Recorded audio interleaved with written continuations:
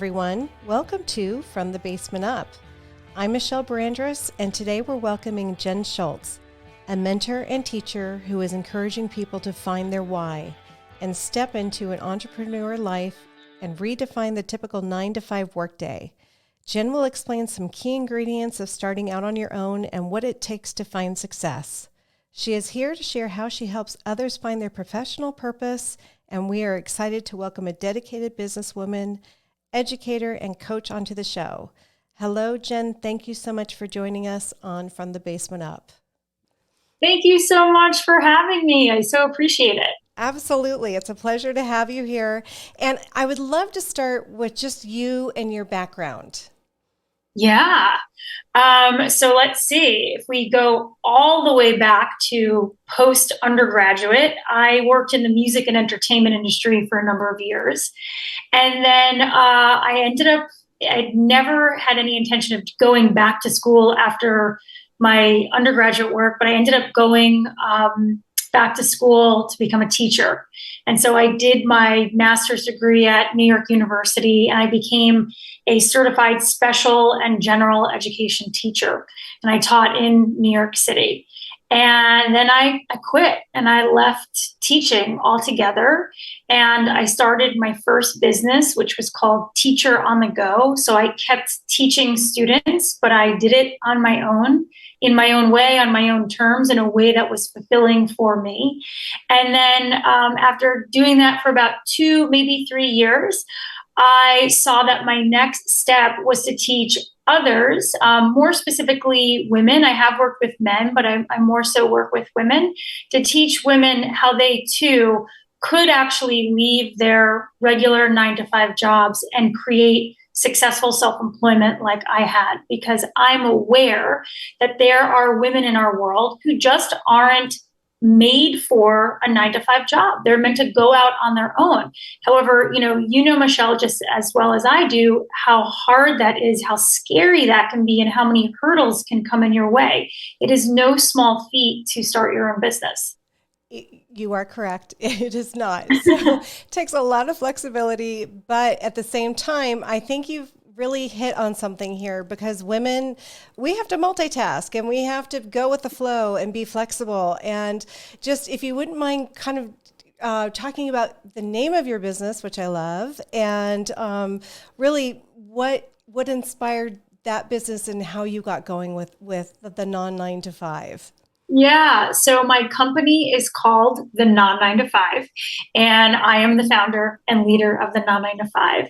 And then I think you asked me what inspired me to really do that. So if we go back to 2010, I was opening up a school in amongst a group of charter schools. So when I say opening up, I was one of the founding teachers of that school. Okay. And we were in the South Bronx of New York City.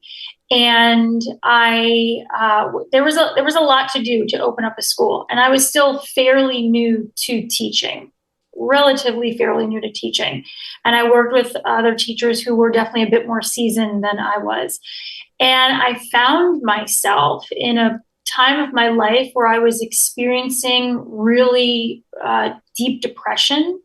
I was anxiety ridden.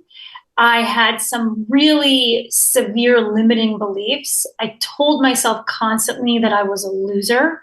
I believed it. I believed that I would never be good enough. I believed that I wasn't as good as the other teachers. And if you've ever been aware, we all have limiting beliefs. If you've ever been aware and they've been that loud, it's literally a constant hammering away at yourself to literally feeling like nothing, like you're worthless. And that's how I felt. And even though I was experiencing that, at the same time, I was receiving a little nudge, or there was a little voice, if you will, that was saying to me, you're meant to go out on your own. Part of the way that you're feeling is not because something is wrong with you, but you're actually just not meant to do it in this way. And I thought that was absolutely absurd. I thought it was kind of crazy, to be honest with you.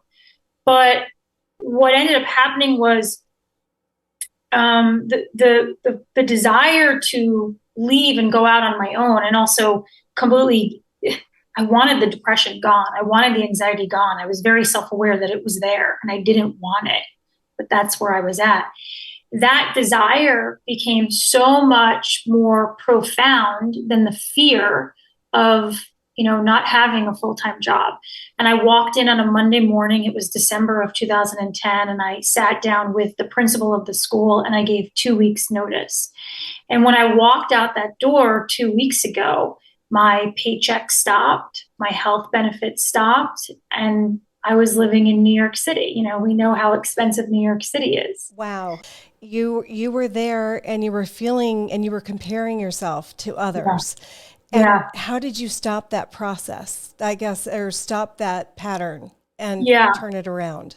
Yeah. So firstly, there isn't just like, here's the answer. Like it was blank and then everything was great and amazing. Yeah. So I just want to be honest, there's nothing like that. But when I left the school, the depression was absolutely still there because there was another level or next level. And the next level was, I'm not doing anything. And at that time I was 31 years old and I didn't have a job and I had nothing. And I was going right into the holidays. And then I had these, family holiday gatherings of, how's your job? What are you doing? And that was even going even deeper of, oh my gosh, I'm a loser. I have nothing to show for myself. And it took time. What happened for me was, as I was coming to the end, sort of like my own breaking point, if you will, when I decided to leave the school, I also was, I don't know what I want to say, maybe smart enough. I don't know if that's the right, adjective to use, but I was smart or aware enough to know that, well, I wanted to continue working, but I knew I wasn't meant to just go to another school. So I would look online, like Craigslist and whatever the websites were at that time, which are different now, to be like, what can I do to generate money, but in a way that could be a little bit, feel like less pressure for me. And I found a tutoring agency. And so I stepped into doing independent contracting work. And there's a reason why I'm sharing this, to connect it with the depression and the anxiety. They gave me one student to work with. All of a sudden, everything started to shift. I was able to sort of start to create my own schedule. I wasn't going into a classroom full of 20-something, 30-something students. But by the way, let me plug in here. I love children. I loved my students. They were not the problem. It had nothing to do with them. But I was able to breathe. I was able to have some more time in the morning. I was able to my days looked different. I was able to focus on one student. And because I had this one student to focus on, I was able to see my own wins with that student. I could see the change in him or her. Then they gave me a second student, the tutoring agency, then a third student. And my schedule started to change, my work started to change, and things started to lift. And within 3 months' time, because I clearly remember this was March, January, February, March. This was March of 2011. The depression had lifted. I was seeing these students progress forward. And I had started to walk myself into starting my own business. And that was called Teacher on the Go. And my life just started to look different. So as I started changing my beliefs in how work had to look like, I didn't go back to a full-time job. I started to be able to breathe easier. It didn't mean that my limiting beliefs completely went away. I'm a human being. We're human beings. I still have limiting beliefs. But now that it's 12 years later, I have tools to work on them. I'm consistent on working them. I'm committed to not letting them run the show and teaching others how to do the same. Thank you for all of that, for the background. It was really interesting to hear the evolution. And then I can see how when you have that reward of working one-on-one with someone, how you could easily see, okay, I can take this to the professional level. And I love this where you're now stepping into the role of coach.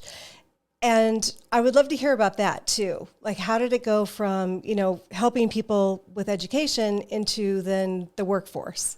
Yeah, it's a great question because I love sharing about this. So thank you.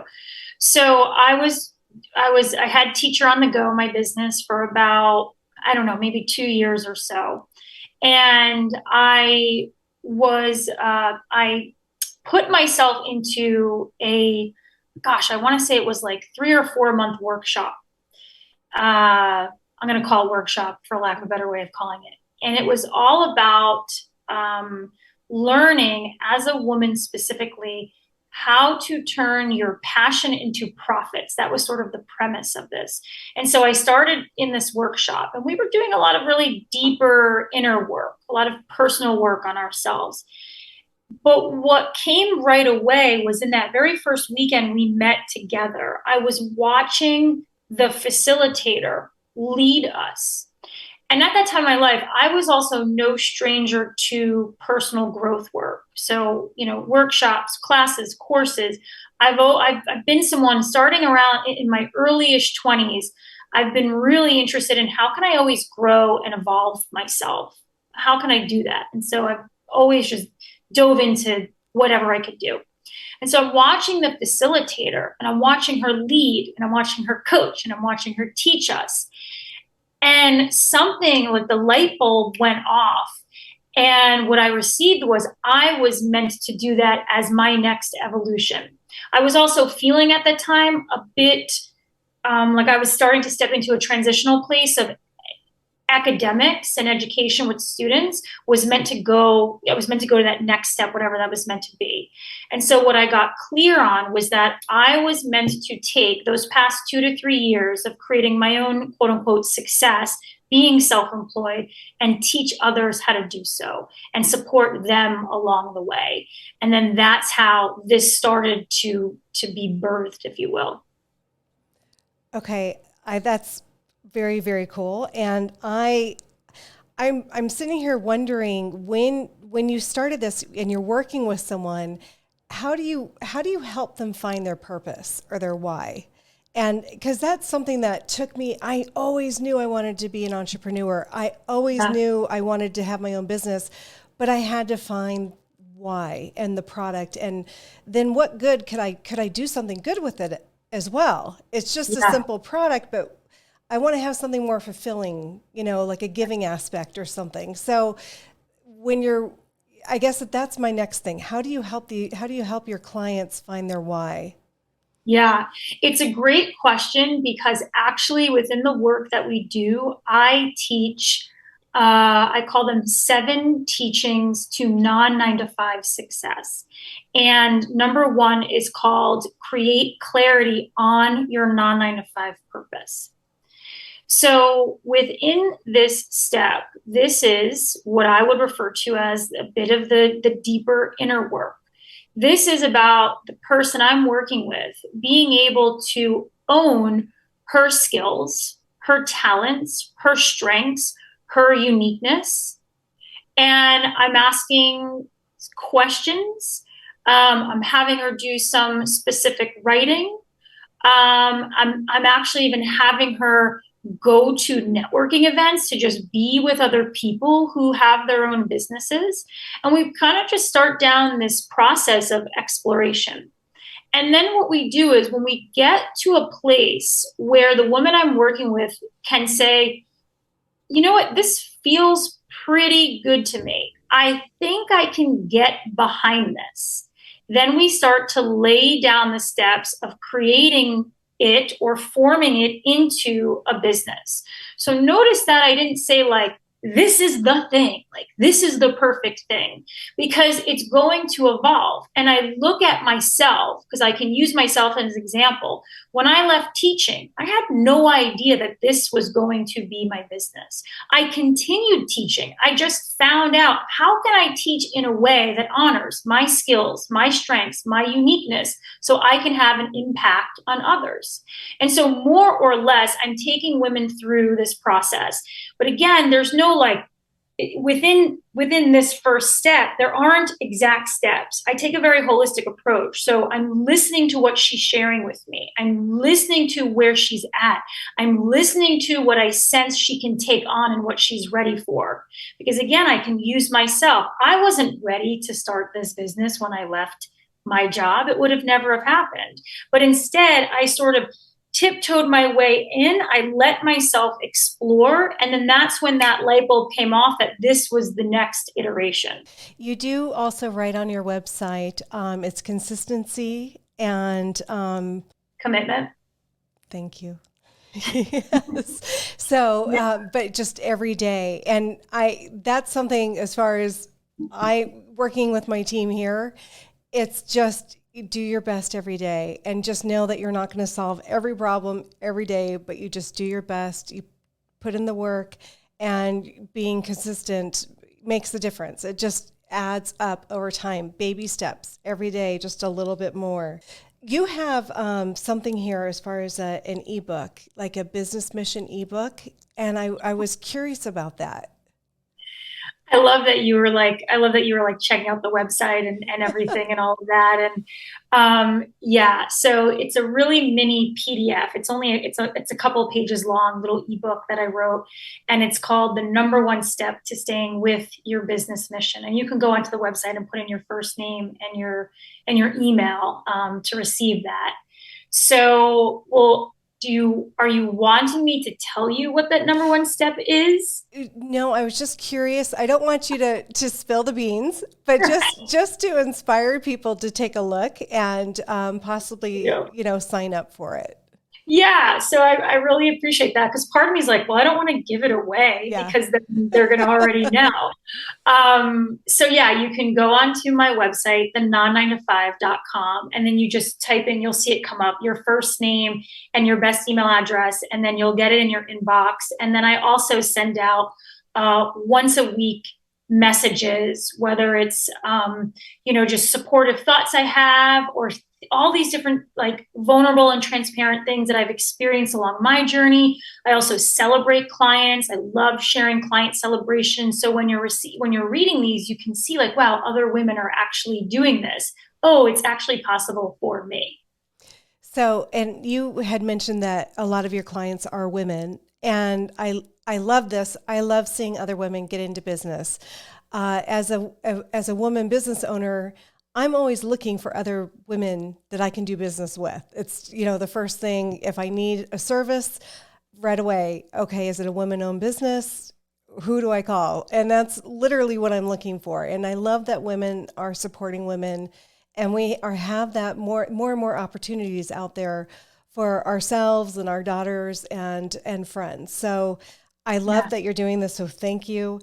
And as far as like success stories, if you wouldn't mind, like I would love to hear, one or two. And do you stay in touch with some of the ladies that you've been coaching?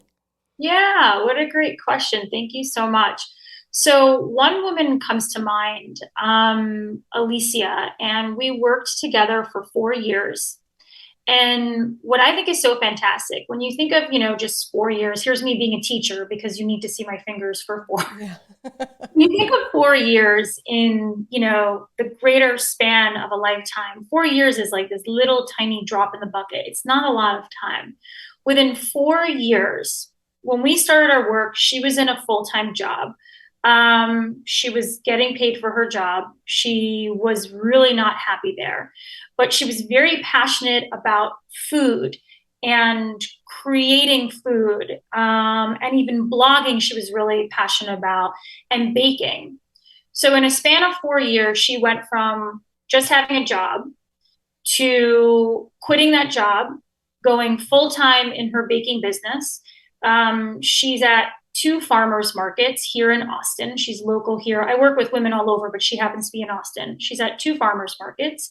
She went from baking in her kitchen to renting a space at a commercial kitchen to now she has her own commercial kitchen. Wow. To having a full team. And now she has products. So she has like these she bakes these gigantic, amazing cookies. She has frozen cookie dough balls in a really large grocery retail chain here in Texas called Central Market. So that's a really beautiful success story to share with you. Absolutely. And that's wonderful that you still get to see her. Yeah, we're connected on social media. We'll send each other messages. I haven't been to the farmer's market in a while, but I know she's there if I go. So as far as speaking events, because you're busy and you're out and about and around, how often do you book them, or are you, I guess, attending a few a year? And I there's a lot of women's conferences, I'm sure, that they're asking you to speak at. Yeah, thank you. I love speaking. It is, we go back to my uniqueness, my skills, my strengths. It's just something I love doing because I can connect with whoever is, whoever I'm looking at, whether it's virtually or in person. And I do quite a bit of speaking. For me, I love to be able to speak once a week, depending on what the events are. But I speak for all sorts of women's networking organizations, women's groups and clubs, like the junior league is, there's junior leagues in all sorts of cities. Again, women's networking groups, conferences, anywhere where someone is open to hosting someone like me. Corporate America may not really want me to speak for them because I'm talking to their folks about leaving corporate And America. starting on their own. Yeah, so I'm probably not best matched there. But anyone who sees it as, wow, I want to bring a woman speaker on who's here to empower other women, really letting them know just how possible it is to take your uniqueness, your unique skills, strengths, talents, gifts, and actually be creative with them in a way that works for you. So, I'll plug in here also that when I started this business, I was also working for a nonprofit organization, which their mission I was very passionate about, and I was also still doing some teaching. And I had so much fun. I was so creative doing stuff like that while running this business. Now, having been doing this work for the business birthday will be the birth, excuse me, the business turns 9 years old in September. But what I want to add here is that recently I saw something randomly about being a host for trivia nights at local spaces in Austin. And I thought, how cool. So I just showed up for an audition and I was one of 5 people that they selected. Nice. And so now I'm going to be hosting trivia nights, all because it allows me to be on a microphone to speak and I can have fun with people. And it's very creative. That's fun. And obviously you connect well with people. So it's great. Any way you can find that avenue or that channel, I love it. So I was curious, I think the best way for people to learn is also hearing through people's, I guess, biggest losses or the things like their biggest lessons. Yeah. If you don't mind sharing both good and bad, biggest lessons, like what really got you and really made you, stop and think. And then also, what was your biggest win? Mm-hmm. Mm-hmm. I would say that one of the biggest learning lessons of, and it actually hasn't been an easy one, is learning lessons of successful self-employment, of pursuing your non-9 to 5 purpose, is actually not just intellectually knowing, but knowing in here that this is a journey, that this is a process, that this is not overnight. And I've had to teach myself to be willing to be on this journey and know that there are going to be ups and downs and ups and downs. And, as a human being living in 2022, I would say collectively, our patience in general has gotten, our threshold for patience has lessened because everything is fast now and in your face. So that's been a big learning for me. Honestly, a big win really goes back to what we were sharing at the beginning is when I look at, so right before I started this business, I went through another dark depression, to be really frank with you. And I believe that I could not do this. And I have learned that I can do this. And that has been the biggest win, to just know at the core of my core, in my heart of hearts, that I can do this and that there's a reason why I'm here, that I'm meant to do this.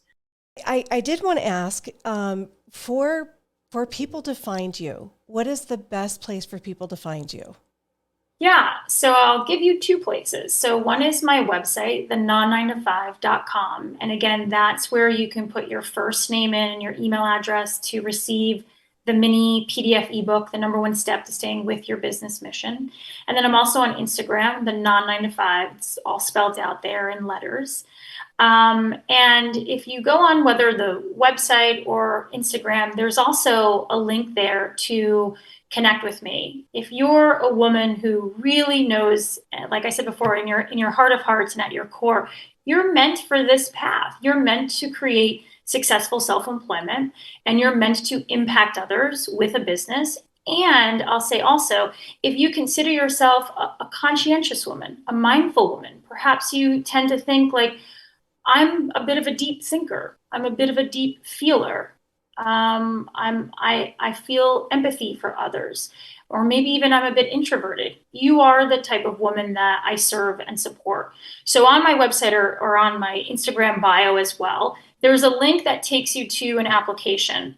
And that is to apply to have a 1-hour private clarity call with me. And that is my gift to you. And I offer this 1 hour up so that way you and I can come together. I can hear about what's not working for you. I can hear about what your vision is, what you really want. And then we can see if the work I do is a match for you. And my aim on this call is for you to feel seen and heard, and for us to make a deep connection and just see where we go from there. Jen, thank you. Typically what I like to end on for every episode is words to live by, or a mantra, or things that a saying that you want to share with the listeners. Yeah, I've got it actually. So 6 small words: live by faith, not by sight. Live by faith, not by sight. You will see a lot. You will see a lot on social media. You will see a lot in the media in general. You will see the highlights. But remember, it's about having that faith in yourself, that belief in yourself, that what you want, what you are meant for, is exactly what is meant to come to you. So live by faith, not by sight. Jen, thank you. And again, this is Jen Shultz, the founder and CEO of the Non-9to5, joining us today. And Jen, thank you so much for your time. I really appreciate it. And just inspiring, getting people out there thinking about starting their own business, because I know you can do it. Thank you to our listeners for joining us for today's episode. And thank you to my amazing producer, Emily Flanagan. She deals with all my shenanigans. Julia Augustino, thank you for the amazing composition that you have made for the podcast. And listeners, feel free to check us out on our social media channels. Don't forget to give us a 5-star review. And you can also visit us on fromthebasementup.com. Thank you so much.